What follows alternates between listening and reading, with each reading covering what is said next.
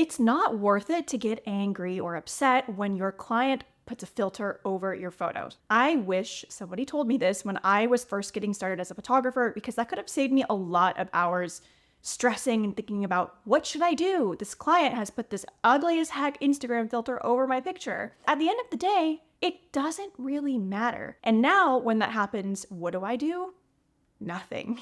I'm on Facebook a lot, and I feel like every other day I see a post in a big Facebook group where a photographer is saying, help, this client put a filter over my image, it looks bad, it's not representative of my work, it's against my contract, what do I do? What would you rather do? Would you rather confront the client, make them feel bad about it, make them feel like they're stepping on eggshells when they're working with you?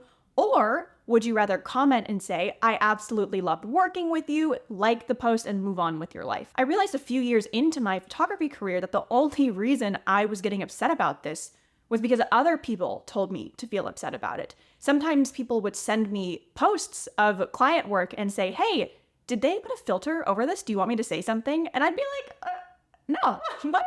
Obviously, it's not ideal when a client puts a filter over my work. I don't love it, but I'm not going to do anything about it because I would rather maintain that relationship with that client. It's also not diluting my portfolio or my work because people can still recognize it and recognize that that is not how I edit as soon as they go to my profile. At the end of the day, if my client loves the photo more with the filter, I'm not going to stop them. Your client experience and your business systems matter more than the photos themselves. If your client feels unprepared before the photo shoot, they're going to feel unprepared during and after it. This is why I take my clients through a very thorough planning process before photo shoot day even happens. When people book with me, I send them an initial onboarding email, which has a lot of information all at once. But then, because the photo shoot is booked maybe weeks or months out, I will send that information again week after week. So I have a drip email sequence that they will receive leading up to the photo shoot. I always repeat myself because they can never be over-prepared, and I like to be able to answer their question before they even get a chance to ask it. When you can do that, your client is going to think, oh, Emily already knows everything I need. I'm just going to trust her. I'm going to let her tell me what to do. The way you communicate with your clients also matters more than the photos themselves. This relates to my last point because it's always better to over-communicate than under-communicate when it comes to my clients. Specifically for my brand photography clients, they're busy. They're business owners. They don't have time to sit down and read my beautifully designed onboarding doc and onboarding email, which is why I send out these emails reminding them. Reminders aren't annoying. They would rather know more than not enough. The tone in which you communicate with your clients is very, very important, especially because photography is such an intimate experience. It's scary, it's vulnerable, and most people don't like to do it. They don't like to be in front of the camera. On photo shoot day, I never use negative language. Things like, oh, that doesn't look good, fix this, I don't like this, let's do this instead, that's bad. Never any kind of negative language when I'm posing or working with the client. They're already in a vulnerable state. I'm not going to make it worse by telling them they're doing something wrong. Even if the final result of the photo shoot are amazing, beautiful photos, if they felt weird or uncomfortable during the photo shoot, they're going to feel weird and uncomfortable when they're looking at those photos. I avoid these words at all costs. If they're doing something and I don't like the way it looks, I don't tell them that. I say, that looks amazing, keep going, let's try this instead. I love how that looks, let's do this instead. I'm always suggesting, oh, let's try this instead. That looks great. Because they are doing great. They're sitting in front of the camera. That is a whole process in itself. I'm not going to make them feel uncomfortable. When it comes to the final image, what your client wants is more important than what you want. Even if you take the most beautiful and technical, perfectly composed photo in the world, if your client doesn't like it, doesn't really matter. As I'm going through photo shoot day, I always show the back of my camera to my client. And it's so funny because the photos that I think are like, okay, this is pretty standard, when I show it to them, they're just amazed and wowed. So I'll spend time getting more of that if they really like it. Sometimes my clients will ask to do things where I'm like, I don't know in my brain if that pose is gonna look good. I don't know if that composition is gonna look good. But if they ask for it, I'm gonna do it anyway. You're going to second guess your work. I have done over 200 brand photo shoots at this point, and after every session, I still get that feeling of, oh, is this any good? Am I good at this? What if this sucks? When I unload my SD card and I cull the gallery, I am reminded that like, okay, I am good at this. I know what I'm doing, but I still have that feeling of, oh, I don't know if I'm good at this. Who do I think I am? Over time, that feeling gets smaller and smaller and smaller because I put in the reps and because I know I can produce good work, but it's still there. I don't know if it ever goes away completely. If it does, good for you, but I still feel that after every photo shoot. You should show the back of your camera to your client. I used to never show back of camera photos to my clients. Number one, because I was always shooting underexposed for some reason, so the photos were really, really dark and I would bring them up in post, and that was embarrassing. Now I'm a lot better and the photos that I take are correctly exposed, but I still used to get nervous about showing the back of the camera because, they're not edited. What if this pose doesn't look good? Blah, blah, blah. But for brand photography especially, it's a collaboration. Your client should be able to know that the photos you're creating are representative of their brand. So when you show them the back of the camera, they can verify yes, this is what I'm looking for my brand or not. Of course, this is always a balance with someone who might be a little bit more self-conscious in front of the camera, but you should be aware of that ahead of time, maybe during the planning call, so okay, if I'm gonna show my client the back of the camera, maybe I'll pick one that is more far away from them. Maybe it's a full body shot instead of an up-close shot, because that's kind of hard to see the details on a tiny screen. If there's space and if time allows, I will actually tether my camera so that my client can see the close to final result on photo shoot day. Your clients don't need to tag you or credit you on social media. This is another one that I used to get up in arms about. I would be so upset if my client would use their photos and then not tag me on Instagram. I was thinking, oh, that's so much exposure I could have gotten. Their community could have followed me. It could have been this whole amazing thing. But it's not my client's job to market my business. If someone really wants to know who took that photo, they're going to ask. People can find me if they really want to. When I deliver the gallery, I always tell my clients, tags are always appreciated, but never expected. What happens is they will do one announcement post saying, look, I got new brand photos. They'll tag me, they'll tag the makeup artist, and post a handful of photos from the session. But for future posts, no way do I expect them to tag me every single time. That's ridiculous. Something else that goes hand in hand with this, I actually don't recommend posting sneak peeks to your Instagram first. I know a common tactic is, within 24 hours, post a sneak peek of the session to your Instagram, tag them, whatever. I don't recommend doing that because I feel like your client should be the first to see the photos and they should have the ability to share it first. They should have the buzz around that.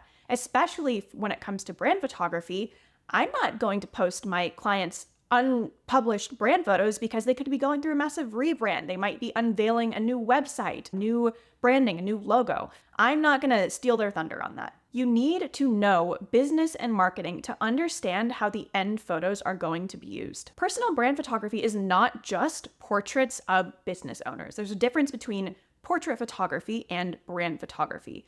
Brand photography is used as marketing assets in someone's business. Because of that, the composition of your photos are so important. You need to be thinking of the end use of the photos and making sure there's enough negative space, making sure that your horizon lines are straight, that any leading lines are lined up. Can the photos be cropped depending on where it's going to be used? Something that I like to do when I'm out and about just walking around is to look at advertisements, billboards, newspaper ads, flyers, even on grocery store shopping carts, sometimes there are flyers there. Look at how the photos are being used, then look at your work and ask, can these photos be used for these purposes? It's not just for Instagram and for websites and social media. There's all kinds of marketing, print and digital, that your photos could be used for. This is why the planning part is important, so that you ask your client, hey, where do you plan on using these images? And then you can make sure that the compositions you create are in line with those uses. You need your own personal brand. You can't be a personal brand photographer without having a personal brand yourself. The best way to understand how the photos are going to be used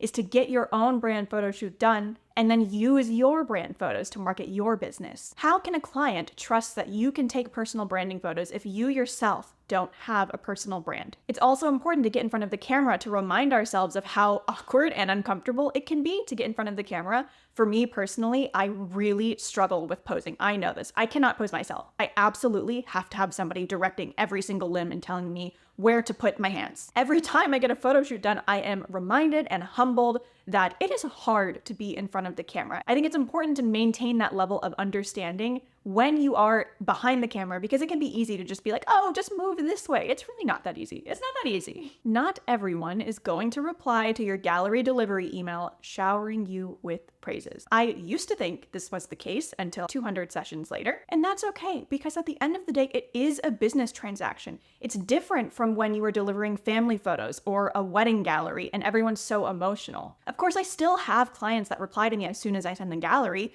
But again, my clients are busy. They're business owners. Sometimes they don't even open the gallery for like a week because they had other stuff going on. So I don't take it personally if I don't immediately get a response of people saying, oh my gosh, these photos are amazing. Instead of waiting on the edge of my seat for my clients to tell me how amazing I am and how much they love the photos, I find gratitude when they start using their photos, when they post them online, and when they reach out to me to hire me again. I've had countless clients never reply to the gallery email, and then 6 months later, they're like, oh, Emily, it's time for another photo shoot. What's your availability like? And that to me is enough. Statistically, you will have unhappy clients. It is not a reflection on you or your self-worth, but what we can do is look at our business processes and look at, is there anything I could have done to make this better? You can always take away some kind of learning from it, but that doesn't mean you should let anybody walk all over you or cross boundaries that you have in place. Also, don't let the one unhappy client overshadow the tens or hundreds of clients who love working with you and who use your work. I like to keep a folder of happy mails, so whenever I get an email where somebody sends me something nice, I save it, and when I feel bad about myself, I go read my happy mail folder.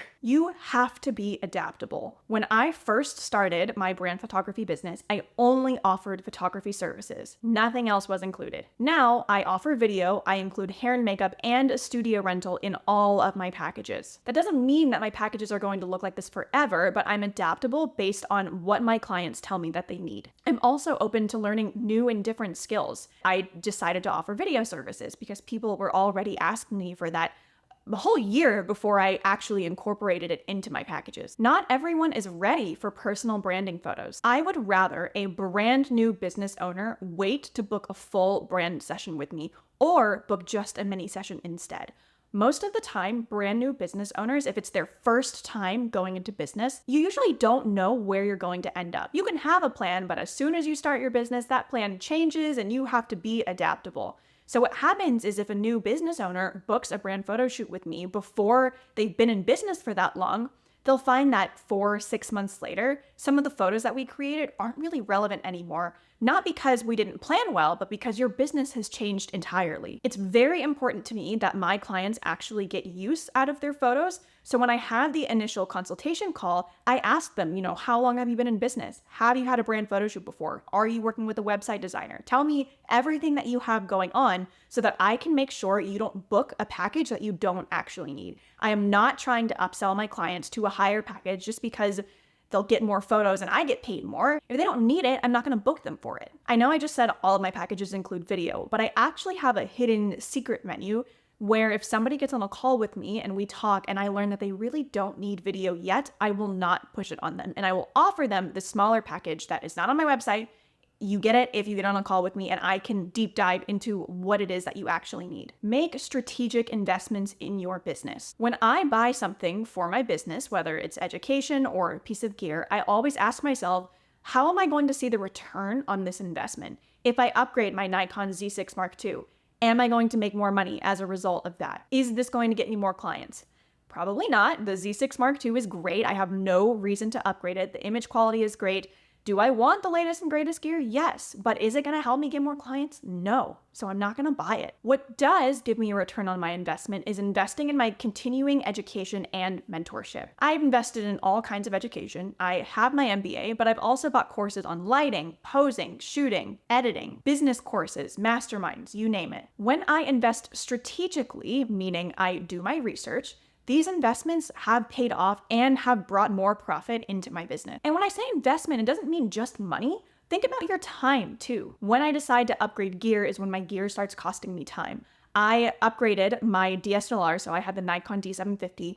I got the mirrorless Z6 Mark II when I started doing video because the D750 is not good for video. Now, because I have a camera that lets me shoot video easily, that increases my profit because I can include video in my packages. I also wish I didn't wait so long to work with a mentor. I worked with my first mentor about 2 years into business, and I was so hesitant at first to find someone because honestly, number one, I was scared of the financial investment, and number two, I was scared they were going to tell me that I suck and I am not good. It's not very rational, but that's what it was. But what I found was that I needed the constructive criticism. I needed somebody to look at my portfolio, and I needed a second set of eyes to look at my business and say, here's what you're doing right, let's do more of it. Here are the things that we can improve. Obviously, you can invest your time into free education here on YouTube and into other platforms, But what I found by working with someone one-on-one is that they could look at my business through the lens of their experience and tell me how to avoid things that they ran into, issues that they had. When you have a mentor or a coach who's been through it already, you can skip a lot of the trials and run straight into the lessons learned. If you are looking for that person for your business, I offer this to my clients through one-on-one coaching. Some of the things I walk my clients through is looking at your profit and loss statement with a fine-tooth comb.